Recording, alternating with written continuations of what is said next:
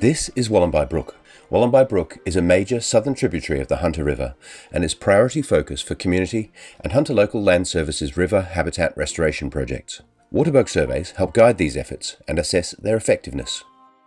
In part 1 of our waterbug survey videos, we talked about the reason why we're interested in looking at bugs as an indication of water quality. So we surveyed 30 sites across Wollombi Valley from the upper catchment right through to the lower catchment.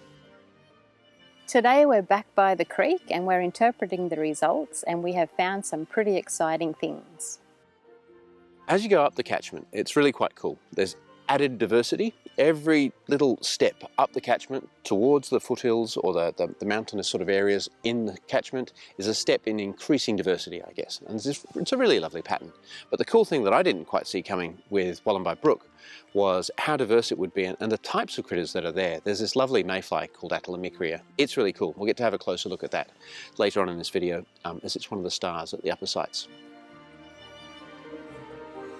We did bug sites throughout the catchment. They were in Watagan Creek, in Congewai Creek, and in the main stem of Wollombi Brook. We have samples from the top, the middle and the bottom. Basically everything degrades a little bit as you go downstream, and the more land use intensity that you have around the catchment, the lower the score usually. So these guys, the water bugs, respond to that by dying, and so you lose all of the nice critters as you go down. It happens quite rapidly in Congewai Creek. You end up sort of with a bunch of the land uses coming to play. So it starts off nice and green, goes a little bit yellow, then goes orange. The really cool thing that happens once you hit the Wollombi main stem here is that it sort of comes good again. And you've got this lovely stretch through here where the main stem of Wollombi Brook basically is of quite high quality in terms of what the bugs are telling us. So that means the water quality and the habitat availability are pretty good. And so it's robust. It's really, really nice at how much it's resisted that changing land use. We're on the creek bank of Congewai Creek, just above where it flows into Wollombi Brook, and one of these yellow dots right here. The bugs we've got here, they're pretty cool. These ones here are highly sensitive bugs, which is an indication of water quality. One of the things I really like about this particular spot is, and it's really obvious on the map, it's actually not at all obvious when you're sitting here. When you've got all of the riparian around you, you sort of feel like you're in your own little world and you've got no idea what's happening 30 metres in that direction.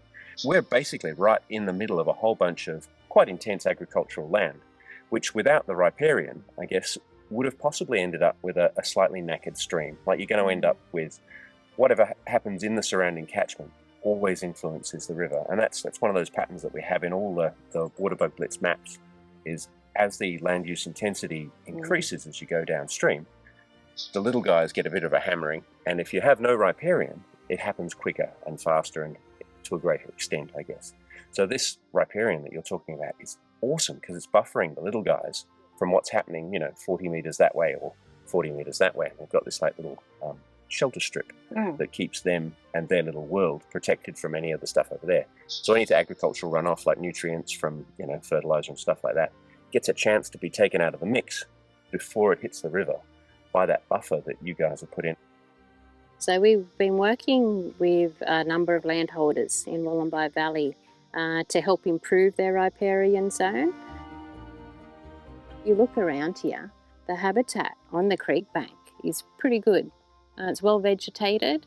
There's aquatic vegetation as well, which is great for waterbug habitat and other wildlife as well.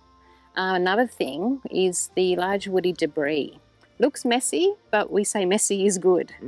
Yeah, in terms of creeks and creek banks. So large woody debris is great for our native semi-aquatic species, platypus and racali.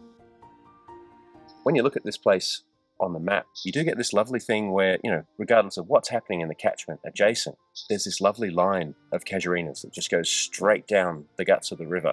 Must do things to the water quality as well, I suspect. With these really mature casuarinas, if you look up in the canopy, it's very, very well shaded, which helps shade the creek itself, keeping the temperature at a nice level for water bugs and our native species.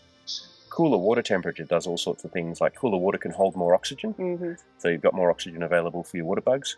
And it's that combination of in-stream vegetation, large woody debris, and well-vegetated creek banks and mature trees that really makes this site quite good in terms of habitat and water quality. We're right at the top of Watagan Creek, so the creek's coming down from the mountain range. Quite a pristine area. This is natural forested habitat right around here. So this is one of the highest scoring sites. It got a green tick on our mapping, and there's an amazing diversity of water bugs just here. Really good water quality, amazing riparian habitat. Lots of vegetation right to the creek bank, and aquatic plants as well. At the top site here, we were lucky enough to get more than 20 different types of critters, which is pretty good. What we were trying to do with this particular bit of the video is to get in and have a closer look at some of these beasties. That's why we've got the macro set up here. Probably my favourite animal from this particular reach is a mayfly called Atlamicria. And Atlamicria has these lovely big floaty gills down the sides of its abdomen, and its maxillary palps are huge and elongate and end in a structure that sort of looks a bit like a toilet brush, but in stereo, so one on either side.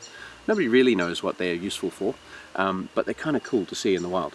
So I've been trying to take some footage to demonstrate those bits, but also just to give you a feel for the intricacies and the coolness of some of these animals when you look at them up close.